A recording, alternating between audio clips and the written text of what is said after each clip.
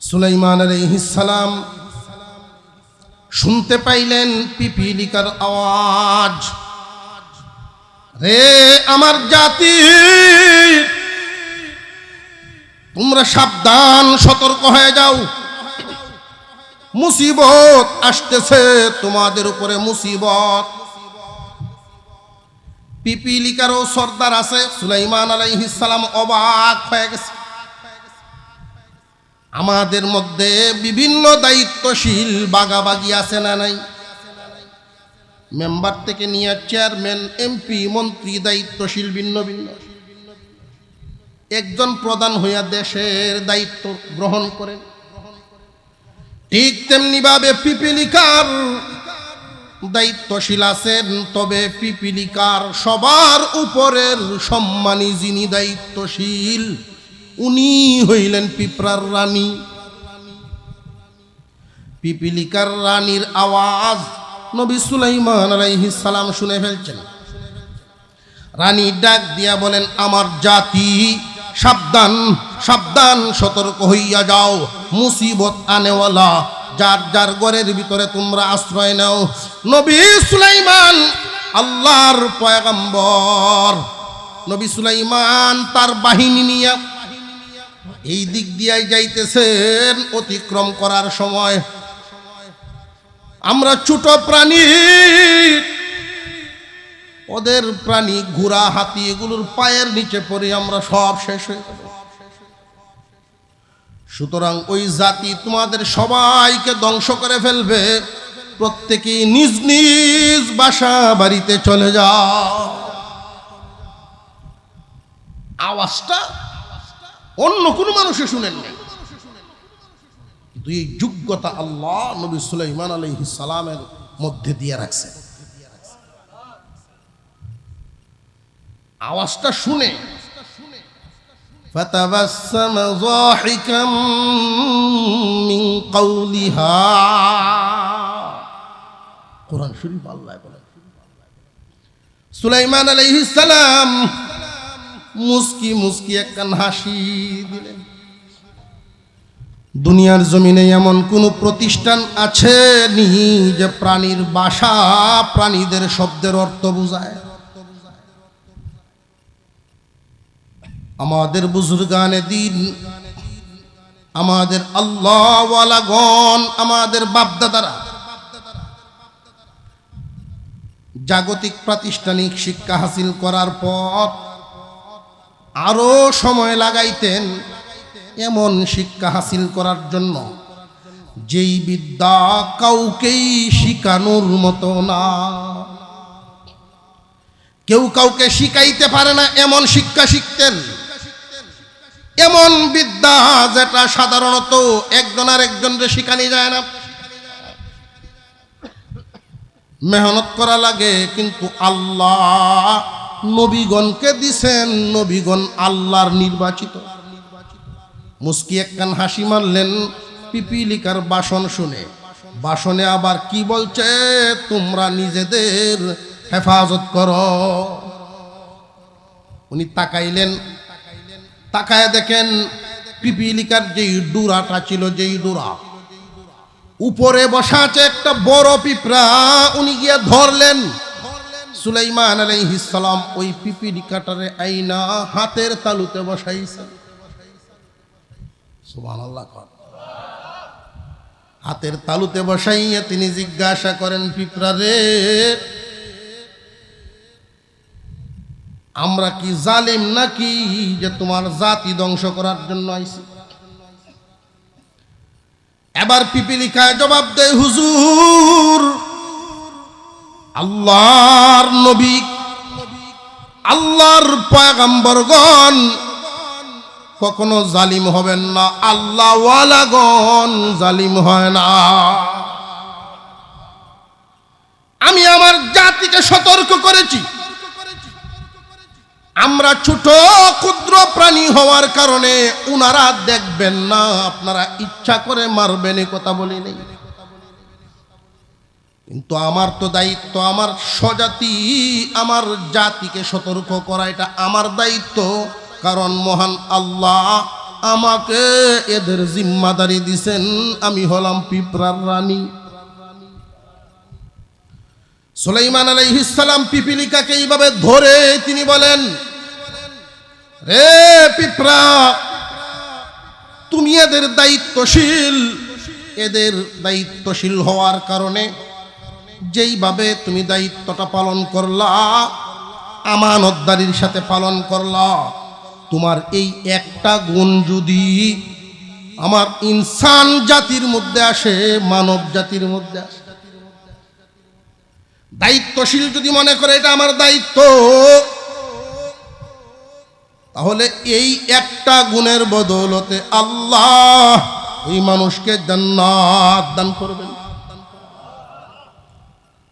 একজন মেম্বার হয়ে যদি উনি মনে করেন আমার দায়িত্ব আছে, কর্তব্য আছে, আল্লাহকে খুশি করার জন্য কর্তব্য পালন করেন, ওইটা নাজাতের উসিলা হবে। সহজ একটা কথা মনে রাখবেন, সহজ কথাই ভালো, সহজ কথা মনে রাখবেন, কর্মটাকেই ধর্ম বানাইতে হবে। আমরা মনে করি ধর্ম শুধু মসজিদে, ধর্ম শুধু সবাত আলোচনা হইব, মসজিদও ভালো নইব, আর অন্য জায়গায় কোনো ধর্মের কাজ কারবার নাই, ধর্মের নিয়ম নীতি নাই। না মুসলমান, তোমার কর্মই যদি ধর্ম বানায় নিবার পারো, কর্মটারে যদি ধর্মের রঙে রঙাইতে পারো, যে যেমন কর্মই করেন না কেন, যে যা কাজ কর্ম করেন, ওই কাজটাই পরকালে নাজাতের উসিলা হবে। সুবহানাল্লাহর আওয়াজে বুঝতাম পারছি এটা আপনার পছন্দ হইছে না। যার যার প্রত্যেকের একটা কর্ম আছে, প্রত্যেকের আলাদা পেশা আছে না নাই? পেশা আছে।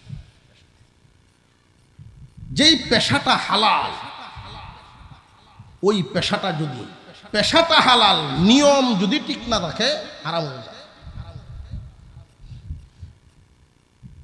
পেশাটা হালাল, ওইটা নিয়ম ঠিক রেখে যদি ধর্মের শাসন মেনে চালাইতে পারে, ধর্মের নিয়ম মেনে চালাইতে পারে, ওই ব্যবসায়ী তার পরকালে নাজাতের উসিলা হবে।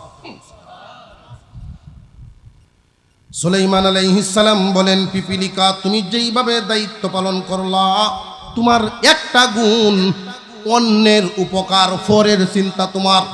এই পিঁপড়ায় যদি ইচ্ছা করত, নিজে আগে দৌড় দিত পারতনি। এই জন্য জান্নাতে 10টা প্রাণীকে আল্লাহ জান্নাত দিবেন, এর মধ্যে একটা পিঁপড়া।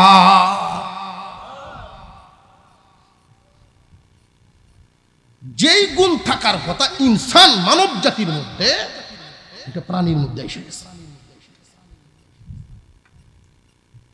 তাহলে এই প্রাণী কি আর প্রাণী রয়েছে? আশরাফুল মাখলুকাতের গুণ পায় না। আফসোস হইল আশরাফুল মাখলুকাত নিজের গুণ হারাইয়া জঙ্গল থেকে প্রাণীর গুণ আনে। বুঝে আসতেছে? নিজের আশরাফিয়ত, মনুষ্যত্ব হারায়া হায়ানা জানোয়ারদের আচরণ নিজেদের ভিতরে আনতেছে। সুলাইমান নবী এবার নিজের জন্য দোয়া করতেছেন। পিঁপড়ার ভাষা যে উনি বুঝলেন, পাখির ভাষা যে উনি বুঝেন, এটা কি সাধারণ না আল্লাহর দেওয়া? বাদশাহীটা কি কোনো একটা অঞ্চলের না তামাম দুনিয়া? সুলাইমান আলাইহিস সালামকে আল্লাহ বাদশাহী পালন করার জন্য একটা প্লেন দিয়েছিলেন। প্লেন, কোন সুবহানাল্লাহ। বর্তমান দুনিয়ায় যেই প্লেনগুলো আমরা দেখি, বিভিন্ন এয়ারপোর্ট থেকে উড়াল দেয়, আরেকটা এয়ারপোর্টে গিয়ে ল্যান্ড করে। মানুষের বানানো প্লেন বা বিমান, উড়োজাহাজ আসমানে উড়াইতে হলে কমপক্ষে 2টা ইঞ্জিন লাগানো থাকা লাগে, আর নইলে 4টাও থাকে। একটার কোনো ভরসা নাই। উপরে যদি এক ইঞ্জিন নষ্ট হয়ে যায় আমরার মতো, এই জন্য বিমানে কমপক্ষে ইঞ্জিন কয়টা? দুইটা, কোনোটায় চারটাও থাকে। ইঞ্জিন ছাড়া বিমান উড়ে না। এই ইঞ্জিনটা, মেশিনটা চালানোর জন্য তেল পেট্রোলের দরকার আছে না নাই? প্লেন কি এমনি চলবে না, পাইলটে চালায়? প্লেনটা উড়ানো নামানোর জন্য উপযুক্ত এয়ারপোর্টের দরকার। সুলাইমান আলাইহিস সালামকে আল্লাহ প্লেন দিয়েছিলেন, প্লেন তখতে সুলাইমানি, গুদুবুহা শাহরু ওয়া রাওয়াহুহা শাহর। সকাল বেলায় 1 মাসের পথ, বিকাল বেলায় আরো 1 মাসের পথ চলতো। বাতাসের উপরে বর করে চলতো তখতে সুলাইমানি। এয়ারপোর্ট লাগতো না, বিমানবন্দরের কোনো প্রয়োজন ছিল না, তেল পেট্রোলের প্রয়োজন ছিল না, নির্দিষ্ট পাইলটেরও কোনো প্রয়োজন ছিল না। আল্লাহ এমন এক তখতে সুলাইমানি দান করেছিলেন। শুধু নবী সুলাইমান নয়, শুধু নবী সুলাইমান নন, ওনার পরিষদ সহ তখতে সুলাইমানিতে বৈশা উড়াল দিয়ে চলে যাইতেন। আরো জুড়ে কোন সুবহানাল্লাহ। যেই নিয়ামত বা যেটার অস্তিত্ব পৃথিবীতে কল্পনা করা যায় না, এই রকম এক বাহাদুর। এখন এমনি বিমান নবী সুলাইমানের যেই যখন ছিল তখতে সুলাইমান, চিন্তা কেউ করতে পারছে বিমানে উড়াউড়ি? এমন এক নিয়ামতের মালিক, এমন এক রাজত্বের মালিক, এমন এক বুদ্ধি জ্ঞান আকলের মালিক, সমস্ত প্রাণীদের সাথে কথা বলতে পারেন, বাতাস নিয়ন্ত্রণ করতে পারেন, প্লেন যেটা পৃথিবীর তখন কোনো মানুষ এটা চিন্তাও করতে পারে নাই, রাজত্বের সীমানা তামাম পৃথিবী। কিন্তু অন্তরের হালতটা কি আল্লাহ কোরআনে উল্লেখ করে দেবেন। পিপিলিকাকে ছেড়ে দিয়া উনি আল্লাহর কাছে দোয়া করা শুরু করে দিয়েছেন। সুবহানাল্লাহ। রব্বি আউজিনি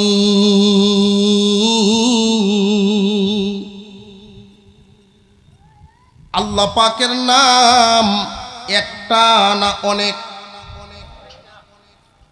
আল্লাহর মূলত নাম একটাই, বাকি যত নাম ওইগুলো হইল সিফতি নাম, গুণবাচক।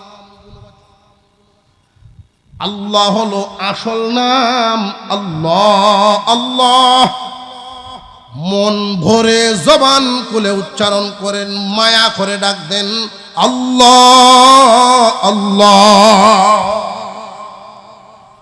এই নামের মজা কখনো শেষ হয় না জবান থেকে, এই নামের স্বাদ কখনোই মিটবে না, অন্তর থেকে এই স্বাদ কমবে না। এই নাম যে যত বেশি পরিমাণ জপে তার জিহ্বায় তত জপার স্বাদ বাড়ে।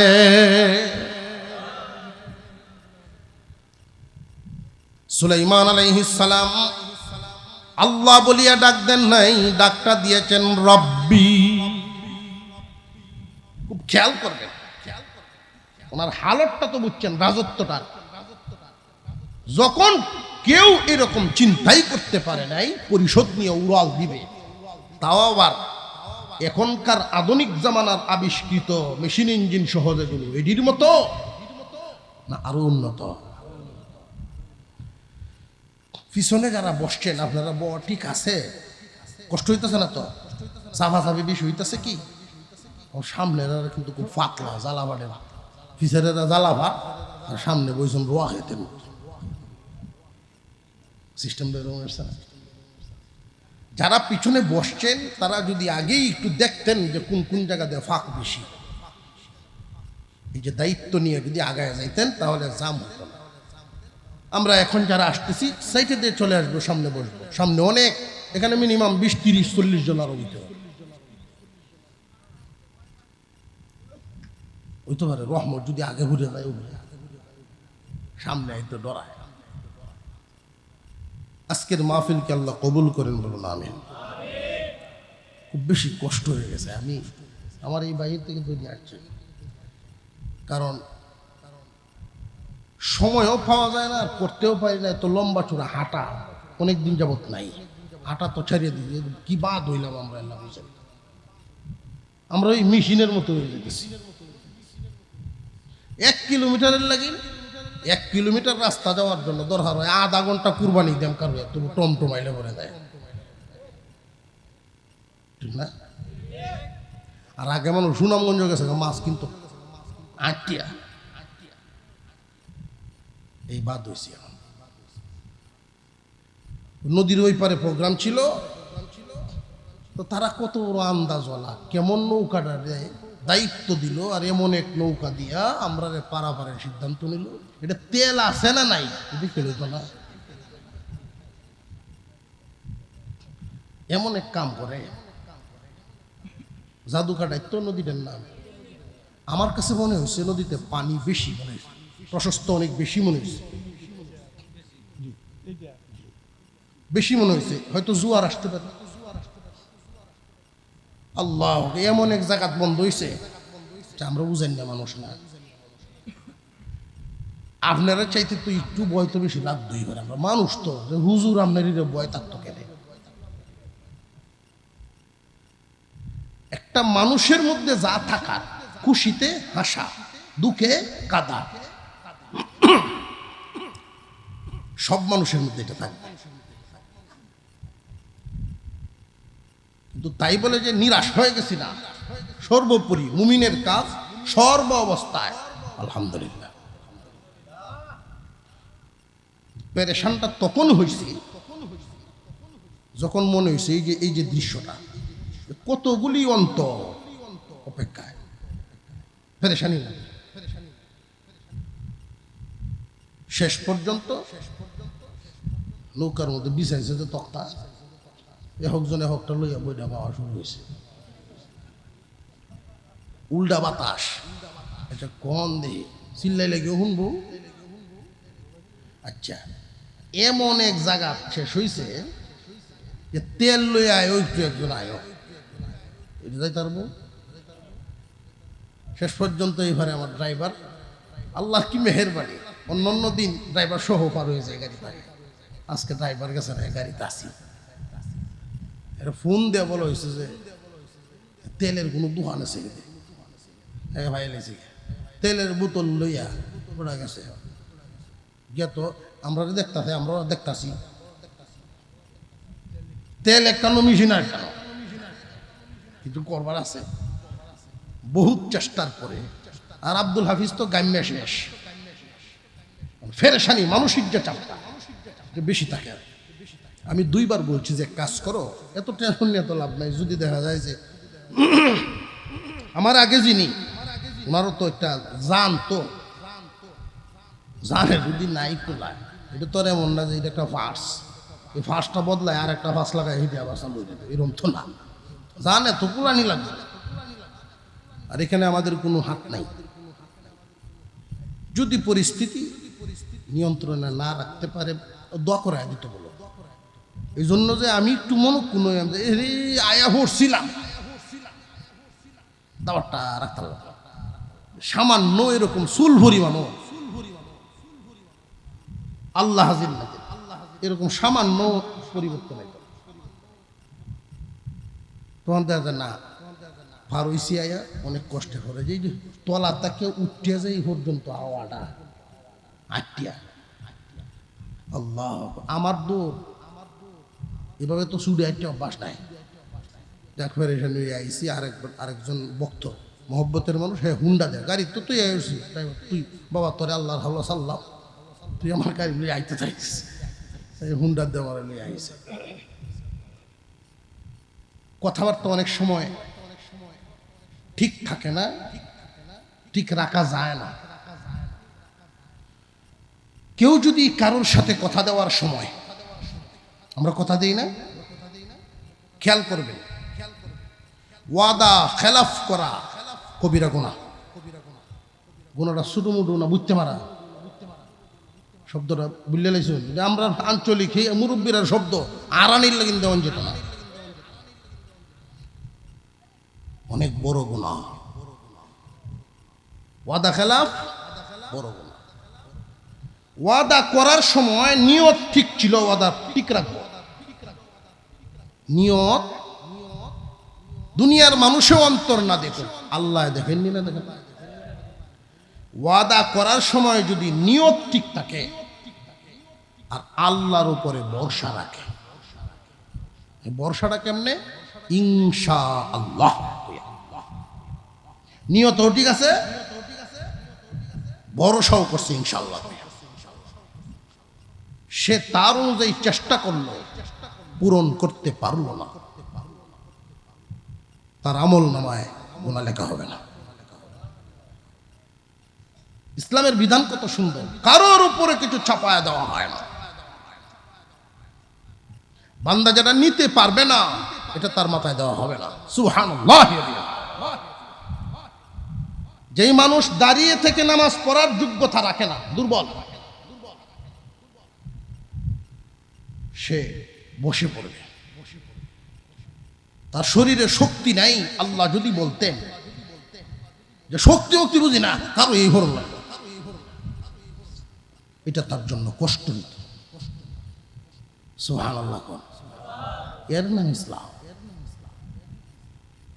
কিন্তু সমস্যাটা হলো নিয়ত ঠিক আছে, চেষ্টাও ঠিক আছে, ওয়াদা খেলাফ হয়েছে, গুনাহ থেকে উনি বাচ্চা। যার সাথে ওয়াদাটা হেরা 100 কল্পনা করেছে, জবানের ঠিক নাই তো, মানুষ কি মানুষ আছে এইভাবে যে কত কিছু যে কোয়া শুরু হইল, এই চিন্তাটাও আমরা করি না যে জবান থেকে কথাটা বের হইলে এটা কোন পাল্লায় পড়তেছে, হারামে পড়তেছে নাকি মাকরুতে পড়তেছে, গিবতে পড়তেছে, চিন্তাটা করি না। কারণ মোবাইল ব্যবহার করার মতো যদি বিল উঠত কথা কইলে, তাহলে কথা হিসাব করে কইল, তবে হিসাব হইবনি না কেন? আরো জোরে কন। এই কথাগুলো মাঝখানে বলে ফেললাম এই কারণে যে কুধারণা যেন না আসে কারণ। সুলাইমান আলাইহিস সালাম ডাকটা দিছেন আল্লাহকে কোন নামে? রব্বি, হে আমার পালনেওয়ালা। বাদশাহীর কোনো ভাব এখানে আছে শব্দে না গুলামি? বলেন আল্লাহু আকবার। মহান আল্লাহ নাজিল করে শিখাইলেন, যারা দায়িত্বশীল হও মনের হালত কেমন রাখা লাগে আমার দেওয়া বাদশাহী পালন করে গেছে যিনি, তার কাছ থেকে শিখিয়া না। নবী সুলাইমানের চেয়ে বড় কোনো বাদশা তো আর নেই। আল্লাহ পাক তামাম পৃথিবীর রাজত্ব যাকে দিয়ে করাইছেন মহান আল্লাহ, এমন এক বান্দার জবান দিয়ে বের হওয়া কথা কুরআনুল কারীমে আয়াত বানায়া নাযিল করছেন। রব্বি আউজি'নি, হে আমার পালনেওয়ালা আমাকে নিয়ন্ত্রিত রাখার শক্তি দাও, আমাকে নিয়ন্ত্রণ করার ক্ষমতা আমারে দাও। কারণ ক্ষমতা পাইয়া নিয়ন্ত্রণ হারায়ালায়, সম্পদ পাইয়া নিয়ন্ত্রণ হারায়া ফেলে। আমাকে তুমি যে সমস্ত নিয়ামত দান করেছ, যে সমস্ত ক্ষমতা দান করেছ, এই ক্ষমতা পাইয়া যেন নিয়ন্ত্রণ না হারাই, এই শক্তিটা তুমি আমারে দান করো আল্লাহ। তুমি আমার পালনেওয়ালা, তুমি আমার রব, আমি তোমার গোলাম। রব্বি আউজি'নি, আমাকে নিজেকে নিয়ন্ত্রণ করার ক্ষমতা দাও। এবার বলেন, একটা চেয়ারে যখন একজন সম্মানের চেয়ারে আল্লাহ বসাইবেন, ওইখানে বৈশাই যেন তার মনের ভিতরে মনোভাব এমন আসে চেয়ারটা ক্ষমতাটা কে দিছেন? আল্লাহর কাছেই যদি দোয়া চাই, আল্লাহ যেইভাবে দয়া করে এখানে বসাইছেন ওই চেয়ারের গরমে যেন আমি এগুলো বুলিয়া না যাই, নিয়ন্ত্রণ না হারাই। আল্লাহ শিখাইছেন এভাবে রাখবা মনের হালত, আন আশকুরা নি'মাতাকাল্লাতী আন'আমতা আলাইয়া ওয়া আলা ওয়ালিদাই।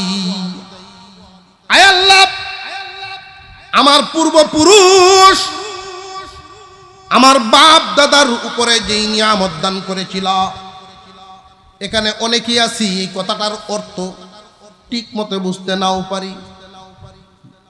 দাদার যদি 10 আরা জমিন থাকতো, বুঝা গেল আল্লাহ ওনারে নিয়ামত দিয়েছিলেন। বাবার যদি নাম দাম চতুর্দিকে সন্তানে শুনে, তাহলে তো বুঝবে যে আল্লাহ আমার বাবার উপরেও রহম করছিলেন। সুলাইমান আলাইহিস সালাম বলেন, আমার পূর্বপুরুষের উপরে আমার উপরে যেই নিয়ামত দান করেছো, আয় আল্লাহ নিয়ামতের শুকর গুজারের ক্ষমতা দাও। ওয়া আন আ'মালা সালিহান তারদাহু। আয় আল্লাহ আমল, নেক আমল, এমন নেক আমল করার তৌফিক দাও যেই নেক আমল কবুল হয়। কথাটা বুঝছে? নেক আমল করলাম আমি, কিন্তু কবুল হইল না, লাভ হইল। এই জন্য আল্লাহর কাছে উনি দোয়া করলেন, আয় আল্লাহ এমন নেক আমল করার তৌফিক দাও যেই নেক আমলে তুমি খুশি হও। তুমি যদি খুশি না হও গো, এমন আমল লাভ কি? আমলদার বানাও যে আমলে তুমি খুশি হও। এরপরের কথাটা আরো আশ্চর্যজনক, আরো দিল নাড়ায় দেয়। আমরা তো শুধু আল্লাহ তুমি আমরা নেককার বানাও, নেক কাজ করার তৌফিক দাও, নেক কাজ করার তৌফিক দাও, এতটুকু তুমি তাকি। সারা জীবন নেক কাজ করলাম, কিন্তু এই নেক কাজ যদি কবুল না হয়, এই জন্য আল্লাহর কাছে চাও, আল্লাহ এমন নেককার বানাও যেই নেক কাজ তোমার পছন্দ। ওয়া আদখিলনি বিরহমাতিকা ফি ইবাদিকাস সালিহিন। আল্লাহ সর্বশেষ দয়া করে তোমার দয়ার মাধ্যমে জান্নাতীদের তালিকায় নাম তুলে দাও। একটু আগে শুনলাম কি, এমন নেক আমলের তৌফিক দাও যেই নেক আমল কবুল হয়। এর পরের কথাটা কি? তোমার দয়ায় জান্নাতীদের তালিকায় নাম তুলে দাও। তাহলে ইবাদত করলেই জান্নাত পাইবা, এই দাবি চলবে না। বুঝে আসতেছে? ইবাদত করলেই তোমার ইবাদতে জান্নাত নিব, এই আশা করি। 5 ওয়াক্ত নামাজ যে আমরা ফরজ করলেন আল্লাহ, 5 ওয়াক্ত নামাজ, রমজানের রোজা, আল্লাহর যত ইবাদত, এগুলোর দ্বারা যদি নিজেরা মনে করি যে আমরা জান্নাত না দিয়ে যাইব, নবীজি এক হাদিসের ঘটনা উল্লেখ করলেন, রে সাহাবীরা তোমরাও আল্লাহর কাছে দোয়া করবা। নবী সুলাইমান দোয়া করছেন, এই আয়াত শোনায়া বলেন তোমরাও এইভাবে দোয়া করবা। আল্লাহর দয়া ছাড়া কেউ জান্নাতে ঢুকতে পারবে না। সাহাবীরা প্রশ্ন করলেন, ইয়া রাসূলুল্লাহ, ইয়া হাবিবাল্লাহ, আপনিও কি আল্লাহর দয়ায় ঢুকতে হবে? আপনার বেলায়ও কি এমননি? আল্লাহর রাসূল বলেন, হ্যাঁ, আমিও আল্লাহর দয়া ছাড়া জান্নাত পাবো না। তবে জেনে রাখো, আল্লাহর দয়া রহমত হামেশা আমি মুহাম্মাদকে ডেকে রাখি। আরো জোরে কোন সুবহানাল্লাহ। তোমরা আল্লাহর কাছে দোয়া করবা, ইবাদত করবা, আল্লাহর নিয়ামত যে ভোগ করো, আল্লাহর যে নিয়ামত ভোগ করো, আল্লাহর আদেশ পালন করবা, জান্নাত চাইবা আল্লাহর দয়ার বদৌলত। নবীজি বুঝাইতে গিয়া বনি ইসরাইলের একজন আবেদের কথা উল্লেখ করলেন। আত্মীয় স্বজন সংসার সব ছেড়ে দিয়া 500 বছর ইবাদত করছেন। বাড়িঘর ছেড়ে দিয়া নীরব নিস্তব্ধ একটা দ্বীপের মধ্যে 500 বছর লাগাতার এমন ইবাদত করেছেন, এমন ভাবেই আল্লাহকে খুশি করেছেন। তার যখন খাদ্যের প্রয়োজন হতো, ক্ষুধা নিবারণের জন্য আল্লাহ এমন এক ব্যবস্থা করে দিয়েছেন, বাহিরে একটা ডালিম গাছ, পাহাড়ের গুহার বাহিরে ছিল ডালিম গাছ, ডাল বাঁকা হয়ে ওই গুহার ভিতরে ডাল গেছে। ওই ডালে ক্ষুধা লাগলে উনি উপরে তাকায় দেখেন ডালে একটা পাকা ডালিম। আরো জোরে কোন সুবহানাল্লাহ। ডালের মধ্যে পাকা ডালিম, ডালিমটা উনি ছিঁড়তেন, ওনার খিদা নিবারণ করতেন। পানির যখন পিপাসা হইতো, ওই গুহার আরেক সাইডে, গর্তের আরেক সাইডে একটা লক, ঝর্ণার পানি ওইখানে টেপের মতো পড়তো, পানির চাহিদা পূরণ করতেন। একটা না, কত বছর যে 500 বছর। আল্লাহ পাকের ওলি, কত বড় ওলি ছিলেন, খাদ্য চাইতেন, পাকনা ডালিম সামনে থাকে। আমার আপনার পয়গম্বর বলেন, আল্লাহর এমন একজন বান্দা কিয়ামতের কঠিন ময়দানে মহান আল্লাহ ডাক দিবেন, বান্দারে তুই কি আমার দয়ায় জান্নাত চাস নাকি তোর ইবাদতের বদৌলতে? তুমি কি তোমার ইবাদতের বদলায় জান্নাতে যাইবা নাকি আমার দয়ায় জান্নাতে যাইবা? ওই মানুষটা কিন্তু আলেম ছিল না, 500 বছর ইবাদত করেছেন, আবেদ ছিলেন। আবেদে আর আলেমে বেশ কম আছে না নাই? মুসলমান ইমানদার ভাইয়েরা আমার, আলেম না হওয়ার কারণে, শুধু আবেদ হওয়ার কারণে ধর্মীয় জ্ঞান উচ্চাঙ্গের নাই। আল্লাহ জিজ্ঞাসা করেছেন, কিসের বদৌলতে জান্নাতে যাইবা, ইবাদতে না দয়ায়? বান্দায় উত্তর দিয়ে দিলেন, প্রভু হে, 500 বছর একটানা ইবাদত করেছি, আপনি তো চাইলে আমাকে ইবাদতের বদলাই দিবার পারেন। এই জায়গায় রইল এই কথা। আল্লাহ ডাক দিলেন, ফেরেশতা আসো, আমার এই বান্দা আমার খাঁটি একজন বান্দা, তবে বান্দাকে তো আমি জাহান্নামে দিচ্ছি না, জাহান্নাম থেকে 70 মাইল দূর দিয়া, জাহান্নাম থেকে 70 মাইল দূর দিয়া একটা চক্কর দিয়া নিয়ে আস। ধান সিদ্ধ যখন হয়, শুধু আগুনের তাপ চুলার ভিতরেই না, একটু দূরেও ভাবা যায়।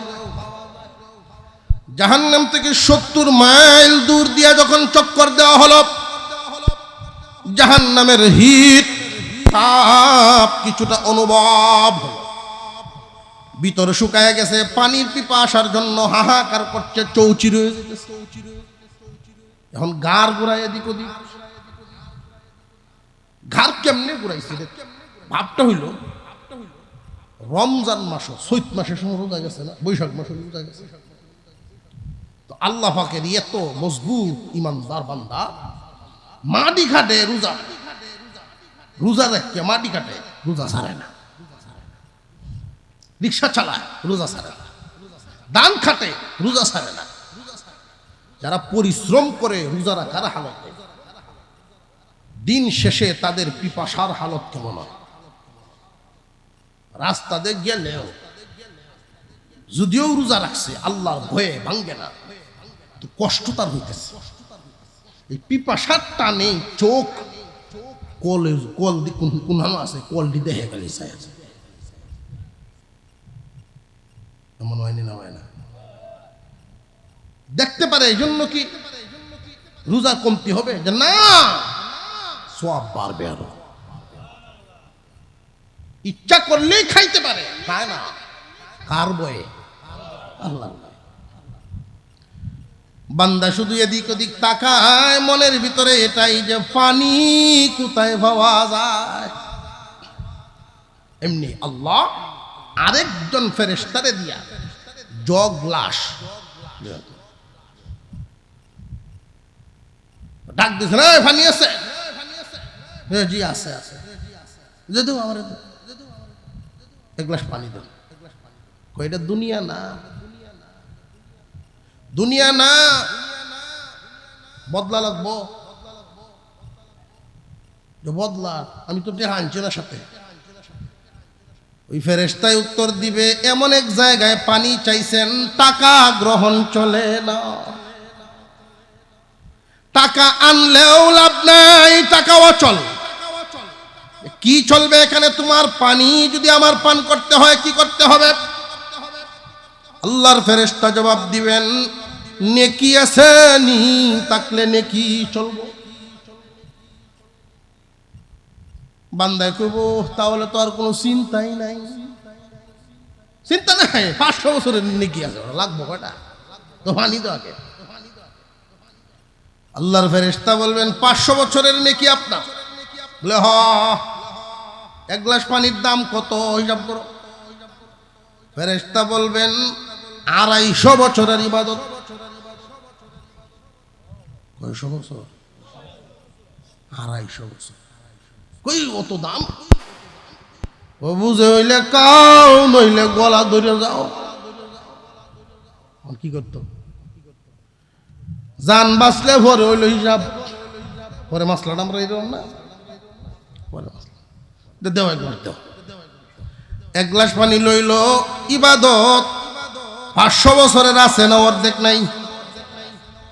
তার যে পিপাসার পরিমাণ ছিল, যেই পরিমাণ শুকাইছিন ভিতর, জমিনে পানি দিলে দেখবেন 1 লিটার তেলের পানি বেশি যদি শুকনা হয়, ক্ষেতের এক কোনা বীজতেই তেল শেষ। ফাড়া বড় বড় হইতে গেছে করা।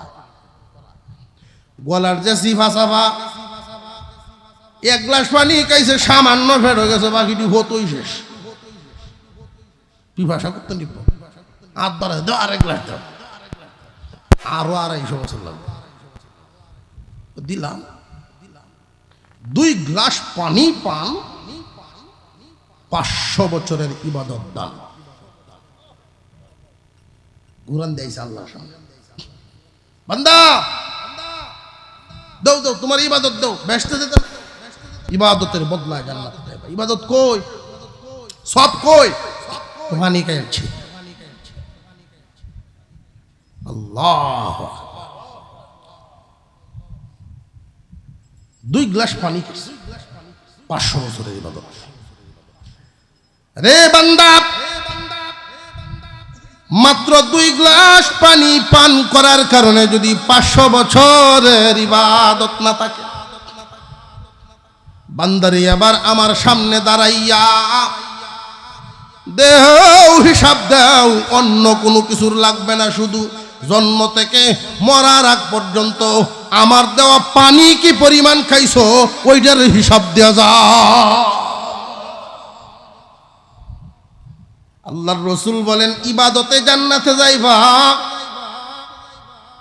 কেউ পারবে না ইবাদতের বদলায় যেতে। এই জন্যই তো আল্লাহর নাম রহমান। জবান খুলে মোহাব্বতে বলেন আল্লাহ।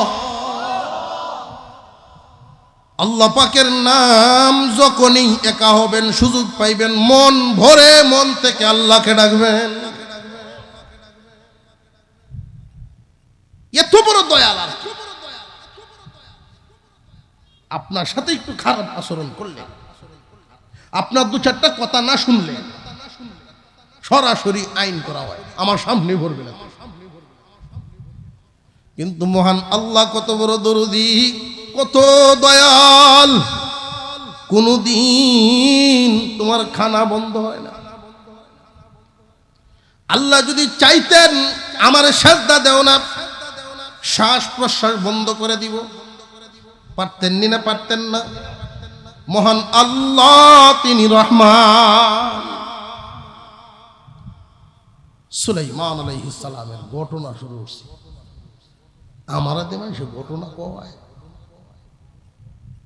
শাখা প্রশাখা আইতেই থাকবো, আইতেই থাকবো।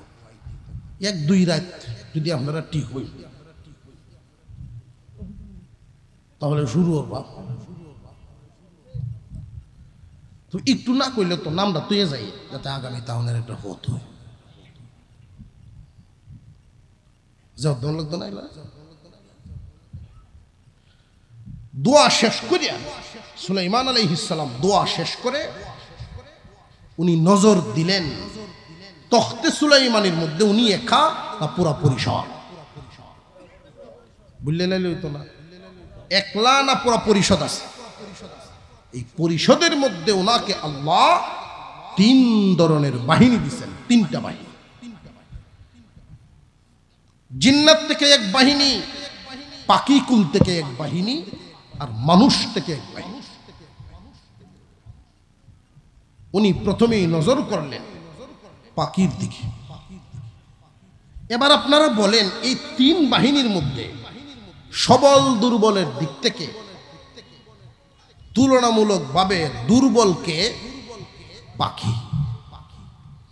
এই জন্য নবী সুলাইমান উনি শাসক সুলভ নজর। কি সুলভ নজর? শাসক সুলভ নজর। বড়দের, ক্ষমতাশীল যারা, তাদের দিকে নজর দিবেন পরে, দুর্বলদের দিকে নজর দিলেন আগে। আল্লাহ এই কথাটাই উল্লেখ করেন। وتفقد الطير فقال ما لي لا أرى الهدهد أم كان من الغائبين।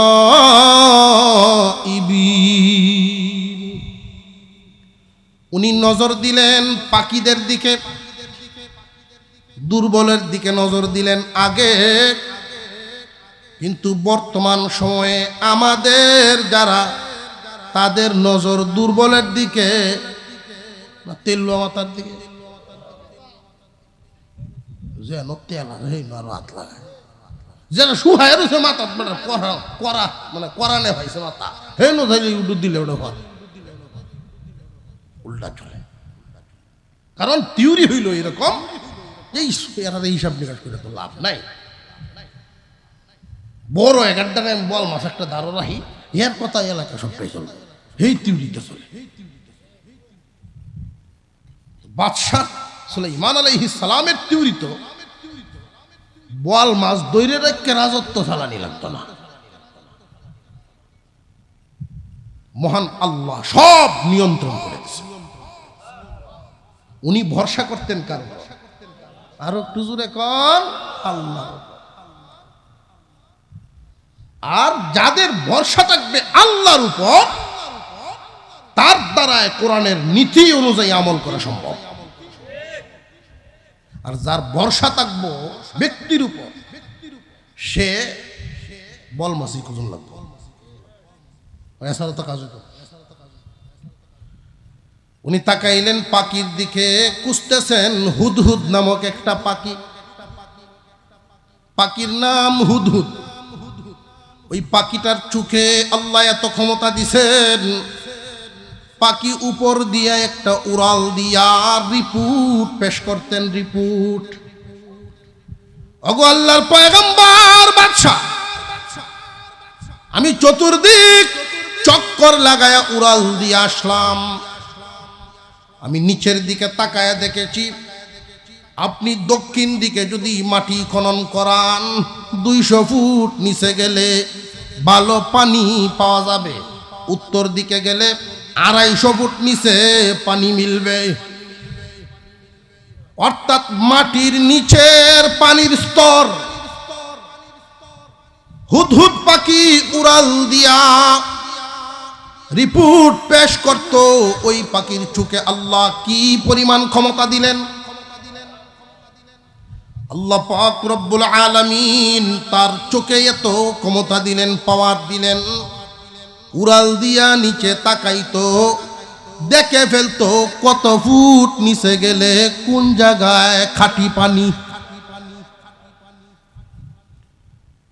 কিন্তু এখানে আর একটা আশ্চর্যের ব্যাপার আছে, মাঝে মধ্যে হুদহুদ পাখি শিকারীর জালেও বন্দী হইয়া যায়। এটা আশ্চর্য না? মাটির নিচের পানি স্তর দেখতে পারে যে এই পাখি, চোখের এত পাওয়ার। রে তোমার কি হয়ে গেল? শিকারীর জাল কি তোমার চোখে বাসে নাই? এটা তো আরো আগে সহজে বাসার কথা, কেন তুমি বন্দী হইলা? পাখি চিৎকার দিয়া বলে, আমারে অহংকারে পাইছে, আমি গতি হারাইছিলাম। চোখের পাওয়ার এত বেশি দিছেন কে? বেশি পাওয়ার পায়া আমি গতি এতটাই বাড়াইছিলাম, অহংকারে পাইছে যে আমি তো সব দেখবই। কিন্তু জাল যে শিকারী পাইতা রাখছে, জাল আমার চোখে আসে নাই, কারণ বাসাইছেন না আল্লাহ। দেখার কথা জাল, কিন্তু জাল দেখে নাই, তার চোখের সামনে ঝাপসা এসে গেছে। আল্লাহ পাক শুধু একটা ঝাপসা দিছেন, তার জিন্দেগি শেষ। মহান আল্লাহ বান্দাকে দৌলত দেন, পরীক্ষা করেন, ক্ষমতা দিয়া পরীক্ষা করেন। পরীক্ষা যতদিন থাকবে মহান আল্লাহ রব্বুল আলামিন বান্দারে আবার ডিল দেন, সুযোগ দেন, দেখি সে বুঝে কিনা। যখন সীমা লঙ্ঘন হইয়া যায় তখন মাওলা সামান্য একটু ঝাপসা দেখায়।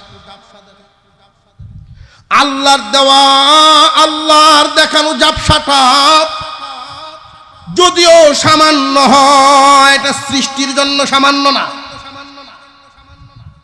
আল্লাহর দেওয়া সামান্য ঝাপসাটা সৃষ্টির জন্য কিয়ামত। ফেরাউনের মতো সাম্রাজ্যকারী ক্ষমতাবান একটু ঝাপসাই টিকছে না। সোলজার সহবিদায় হুদহুদ পাখি এত বড় যোগ্যতা লইয়াও বাঁচবার কিন্তু পারে না। এখান থেকে শিক্ষাটা কি? সাবধান, লাগাম নিয়ন্ত্রণ ভিতরে রাখা।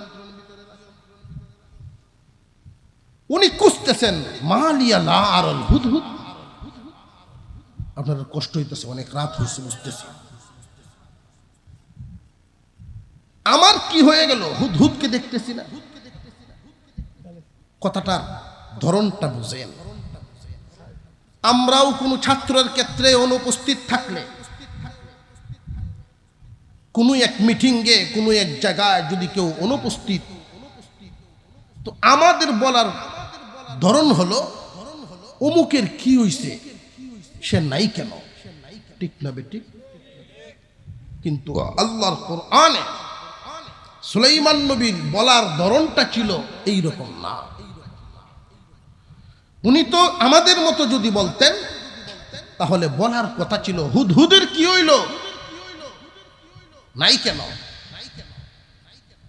সুলাইমান আলাইহিস সালাম কিন্তু এইভাবে বলেন নাই। তিনি বলেছিলেন, নজর দিছেন পাখির দিকে, দিয়াই তিনি বলেন মালিয়া লা আরাল হুদহুদ। আমার কি হইছে, আমার কি হইল? হুদহুদ কেন দেখছি না? আমার কি হইল? উনার যে এই কারণ জিজ্ঞাসা, এটা অন্যের দিকে না নিজের দিকে?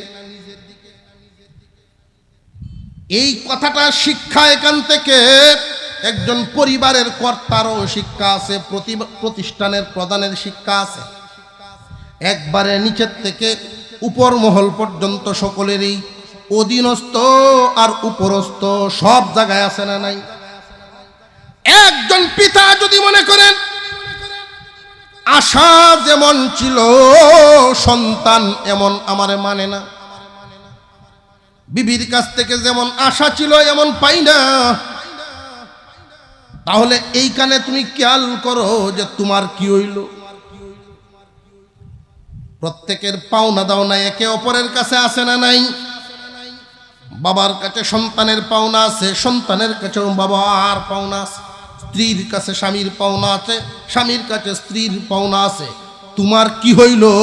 তুমি অন্যকে অপরাধী সাব্যস্ত করার আগে নিজের দিকে খেয়াল করো, তোমার কোনো কমতির কারণে হইছে কিনা।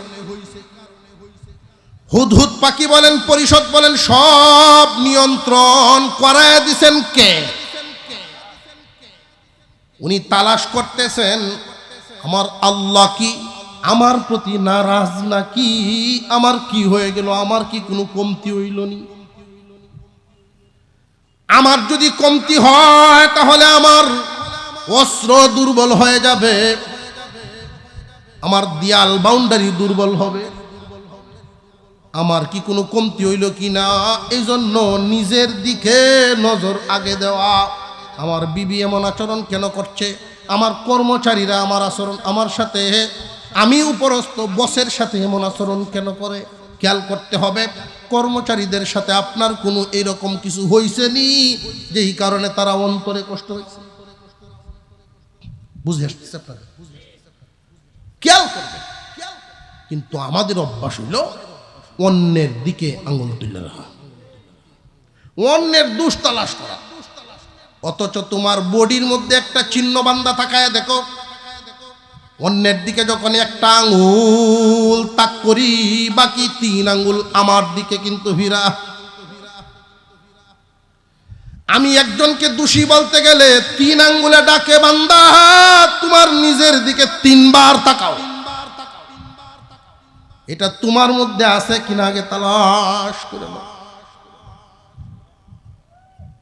হুদহুদ পাখি তালাশ করতে গিয়ে যে এক কান আয়াতেই শুধু ব্যাখ্যা করলাম। সুলাইমান নবী তাকাইছেন বড়দের দিকে আগে না ছোটর দিকে আগে? ছোটর প্রতি দরদি হওয়া, দুর্বলের প্রতি যারা দরদি হয় মহান আল্লাহ তাদের প্রতি সহায় হয়ে যান। হুদহুদকে তিনি দোষারোপ করার আগে উপস্থিত যে নাই, নিজের দিকে খেয়াল করছেন। অন্যের দিকে খেয়াল করার আগে, অন্যের অপরাধ দেখার আগে, অন্যের চাইতে আমি ভালো এই কথা সাবধান বলবেন না। নিজের মধ্যে দোষগুলো নিজেই বিচার আগে করো। ক্ষমতা পায়া হুদহুদের মতো নিয়ন্ত্রণ হারাইলে জাল জাপসা দেখা যাইব। এমন কথা 2-4টা মুখ দিয়ে বাইরে যাব, কথার কথা একজন সম্মানী মানুষ, দেশ বিদেশে বিশাল খ্যাতি অর্জন করছে, কিন্তু এই সম্মান পায়া একটু অহংকার এসে গেছে, আর যেটা একদমই আল্লাহর কাছে পছন্দ না। এই অহংকারটা মহান আল্লাহ বান্দারে যে এই 10 বছর 20 বছরের নিয়ামত দিতে দিতে সম্মানের উঁচায় সিঁড়ি দিলেন, আর সুযোগ দিতেছেন দিক বান্দানি তওবা করে, অহংকার নিয়ে দূর করে না, খালি উঠতেই তাই। আল্লাহ যখন ধরেন, আল্লাহ যত বড়, বড়রাও